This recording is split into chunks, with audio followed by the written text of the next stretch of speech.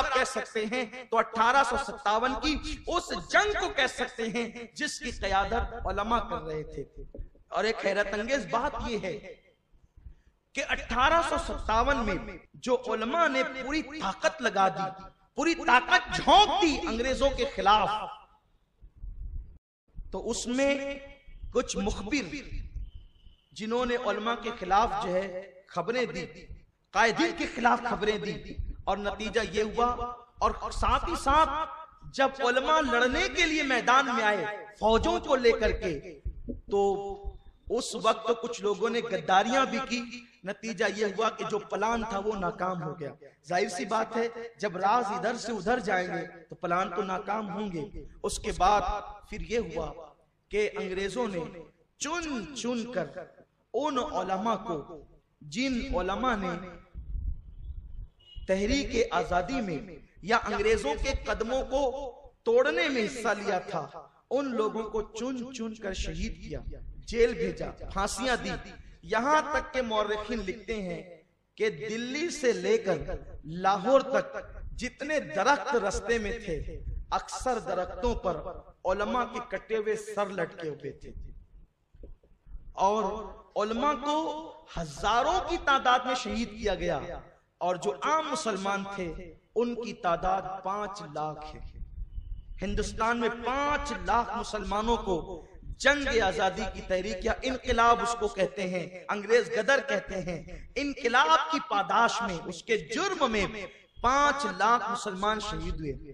لیکن کس شان سے شہید ہوئے اس پہ بھی توجہ چاہتا ہوں. انگریز ان انقلابیوں کو جن کو پکڑا گیا تھا، ان کو پکڑنے کے بعد، چونکہ وہ سب مسلمان تھے، ان کو پکڑنے کے بعد 10 بائی 10 کا ایک کمرہ بنا ہوا ہے، اس میں سور ذبح کیا جاتا ہے. سور ذبح کرنے کے بعد سور کے خون سے، اس کی پیشاب اور اس کی لید سے پورے کمرے کو پوت دیا جاتا ہے. پوتنا سمجھتے ہیں؟ پہلے جب ہمارے یہاں مالیگاؤں میں اکثر مٹی کے مکانات تھے تو ان مکانات کو جو پیلی مٹی ہوا کرتی تھی، عورتیں اس سے زمین پوتا کرتی تھی. تو سور کے خون سے، اس کے پیشاب سے اور اس کی لید سے 10 بائی 10 کے کمرے کو لیپ دیا جاتا، پوت دیا جاتا. اور جن لوگوں نے انقلاب کی تحریک میں علماء کا ساتھ دیا تھا، ان مسلمانوں سے کہا جاتا اس کو زبان کے ذریعے سے چاٹو.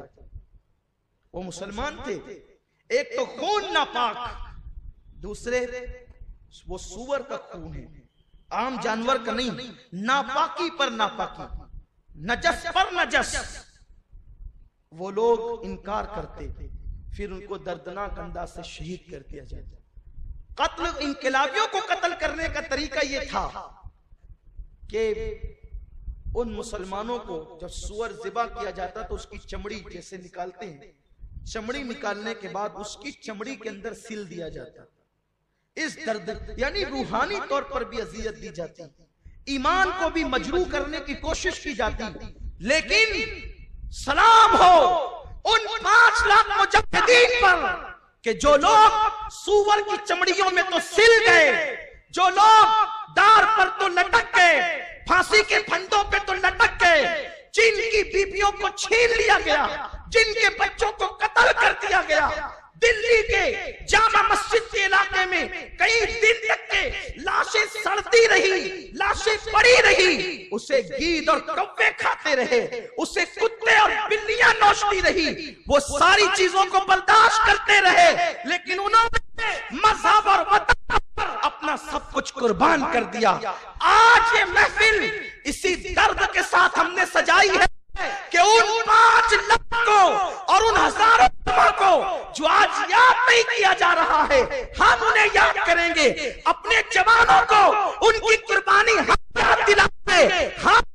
ہم وہ نہیں ہیں کہ جو یوں ہی انگریزوں کے ایجنٹ کو، انگریزوں کے غلاموں کو، انگریزوں کے وظیفہ کو آزادی کا ہیرو بنا کے پیش کریں. کیسے آزادی کے ہیرو وہ لوگ ہو سکتے ہیں جو کبھی جیل نہیں گئے، جنہیں کبھی ڈنڈے پڑے، جن کے ہاتھوں میں کبھی ہتھکڑیاں نہیں آئی. مسندوں پہ بیٹھ کر پیری مریدی کے ڈھونگ رچاتے رہے، آج وہ آزادی کے ہیرو ہیں۔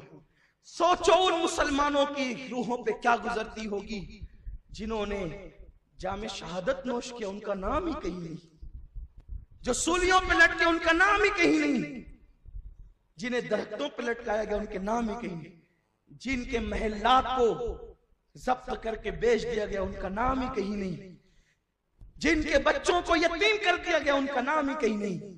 بس یہی سازش ہے، اصل چہرہ چھپ جائے اور جو کچھ نہیں تھے وہ سامنے آئے۔ ہم یہ بات کہنے میں حق بجانب ہے کہ آج جن لوگوں کو آزادی کا ہیرو بنایا جا رہا ہے وہ کیوں گڑتے ہیں واقعات کہ انگریزوں نے پکڑ لیا اور یہ کر لیا وہ کر لیا۔ آپ کے مسلک کے کس بزرگ کو انڈمان بھیجا گیا بتائیں؟ اگر انڈمان بھیجا گیا تو سنی مسلک کے عالم کو بھیجا گیا، بلکہ انگریز کو عالموں سے اتنی دشمنی تھی کہ ہزاروں علماء کو جو ہے وہ پھانسی دی گئی اور بعد میں کسی کو شمس العلماء کا خطاب ملا۔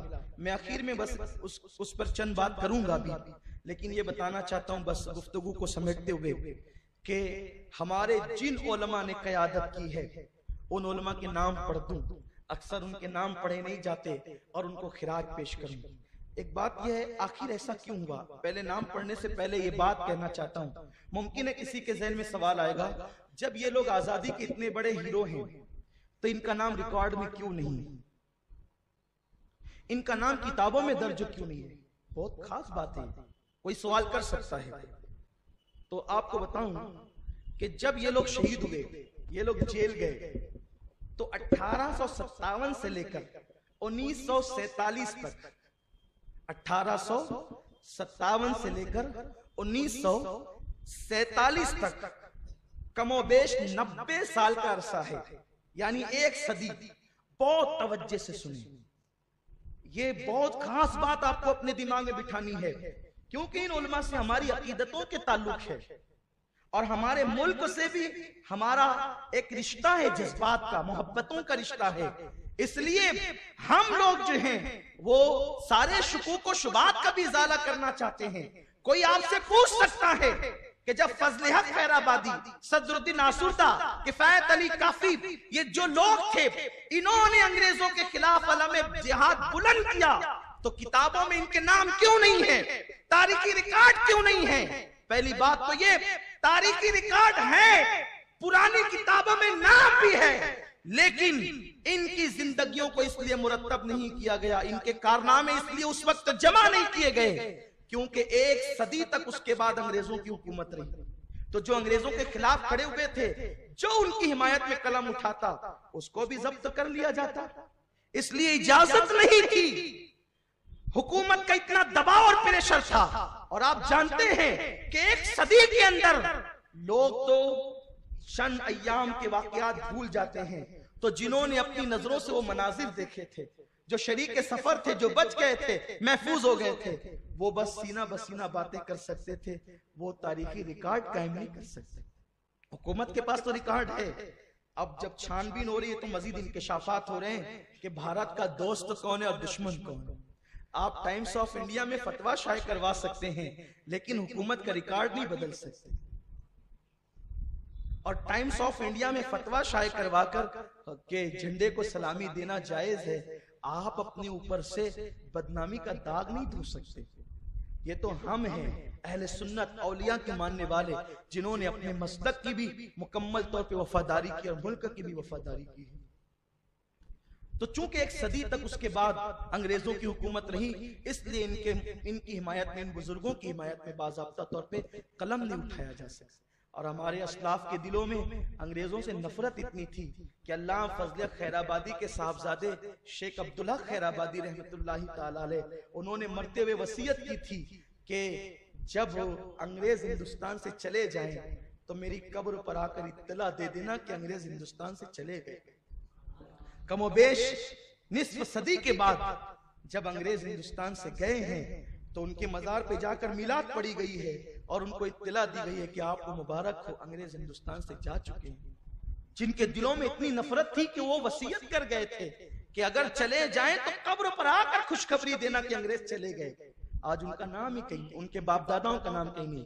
ہمارے جن بزرگوں میں نے جو ہے وہ 1857 میں علم جہاد بلند کیا تھا، ان کے نام چند کے نام یہ ہے. سب کے نام پڑھیں گے تو اسی میں وہ وقت ہی نہ کافی ہوگا، رات نہ کافی ہوگی.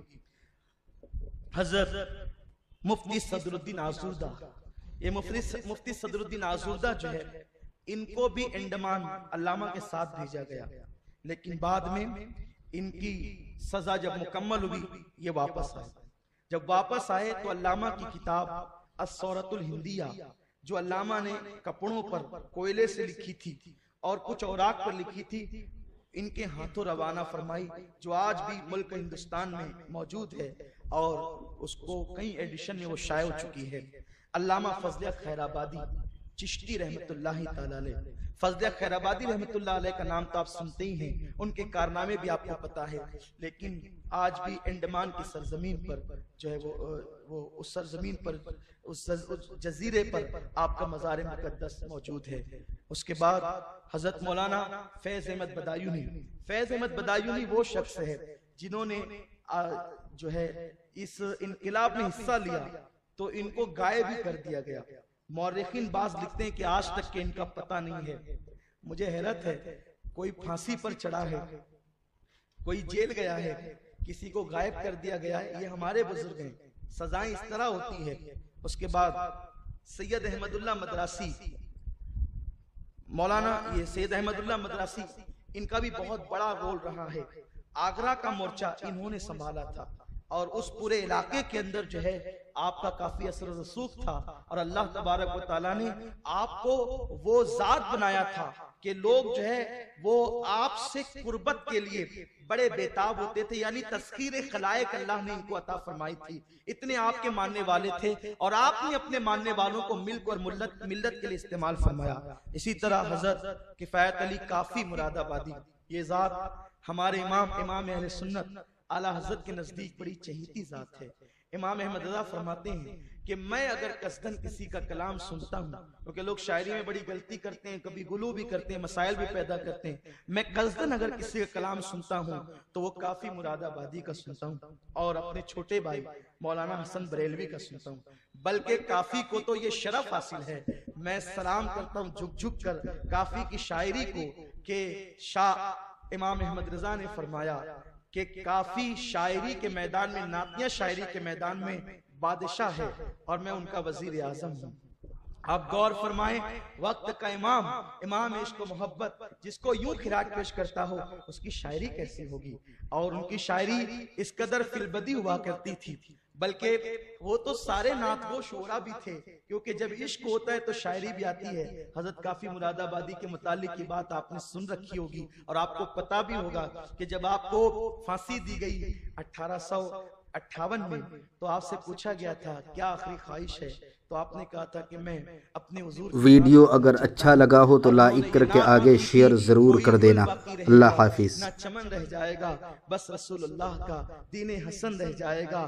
ہم سفیر و باغ میں ہیں، کوئی دم کا چہچہا، بلبلے اڑ جائے گی، سونا چمن رہ جائے گا. اطلس و خمخاب کی پوشاک پہ نازا نہ ہو، اس تنے بے جان پر خاکی کفن رہ جائے گا. جو پڑے گا صاحب لولاک کے اوپر درود، نار سے محفوظ اس کا تن بدن رہ جائے گا. اور سب فنا ہو جائیں گے کافی وہ، لیکن حشر تک نعت حضرت کا زبانوں پر سخن رہ جائے گا. علامہ فضل خیر آبادی بھی عربی کے شاعر تھے، اور علامہ کی شاعری کے بارے میں بتا دوں، جناب غالب جیسے لوگ علامہ کی بارگاہ میں خوشہ چینیاں کرتے تھے. جو غالب کا موجودہ دیوان ہے وہ علامہ فضل خیر آبادی کے مشوروں کا نتیجہ ہے. علامہ فضل خیر آبادی گو کہ اردو میں شاعری نہیں کرتے تھے، لیکن عربی میں وہ ملکہ حاصل تھا. ایک مرتبہ کوئی چاہنے والا حج کو جا رہا تھا تو آپ اپنے گھر سے پیدل نکلے اور چلتے چلتے کہا کہ میں تو نہیں جا سکتا، میرا کلام لیتے جا. اور رستے میں چلتے چلتے جو اشعار لکھائے تھے اس کے بارے میں مشہور ہے کہ وہ 50 سے زیادہ اشعار تھے. یعنی دو نعتیں فی البدی، بس چلتے چلتے یہ لکھ لو، یہ لکھ لو، یہ لکھ لو، فی البدی. اور جب اس حاجی نے جا کر در رسول پر اس کو پڑھنا شروع کیا کیونکہ اس وقت تو وہاں بھی سب عشاق رسول تھے، علماء کی مسند لگی ہوئی تھی، درس وہ دے رہے تھے۔ جب علامہ کا کلام عربی میں اس دائرے طیبہ نے پڑھنا شروع کیا تو لوگ اپنی درس گاہوں کو سمیٹ کر آ گئے اور تڑپنے اور رونے لگے، اور ان سے کہا کہ یہ کلام کسی ہندی کا نہیں ہو سکتا، یہ کلام تو کسی عربی کا، وہ بھی بمشکل ہو سکتا ہے۔ جب بتایا گیا کہ وہ بمشکل نہیں، اس ہندی نے چلتے چلتے لکھائے ہیں، تو لوگوں نے کہا کہ پھر یہ شاعری کا کمال نہیں، یہ عشق مصطفیٰ کا کمال ہے۔ یہ وہ لوگ ہیں جنہوں نے ملک کے لیے، ملت کے لیے جانیں دی ہیں۔ حضرت مفتی عنایت احمد کاکوروی، حضرت مولانا رحمت اللہ کیرانوی، مولانا ڈاکٹر وزیر خان، مولانا وحاج الدین مراد آبادی، مولانا رضا علی بریلوی رحمت اللہ تعالی، یہ مولانا رضا علی جو ہے سیدی اعلیٰ حضرت رضی اللہ تعالیٰ کے جو ہے وہ دادا ہوا کرتے ہیں۔ مولانا امام بخش صہبانی، منشی رسول بخش کاکوروی، غلام امام شہید، یہ رسول بخش، غلام امام شہید، یہ نام ہی بتا رہے ہیں کہ یہ بھی سنی ہیں، ان کے باپ دادا بھی سنی ہیں، اس لیے کہ اور جگہ تو رسول بخش نام رکھنا ہی شرک ہے، غلام امام شہید نام رکھنا ہی شرک ہے۔ یہ نام بھی بتاتے ہیں کہ یہ کون لوگ ہیں۔ اس کے بعد ویڈیو اگر اچھا لگا ہو تو لائک کر کے آگے شیئر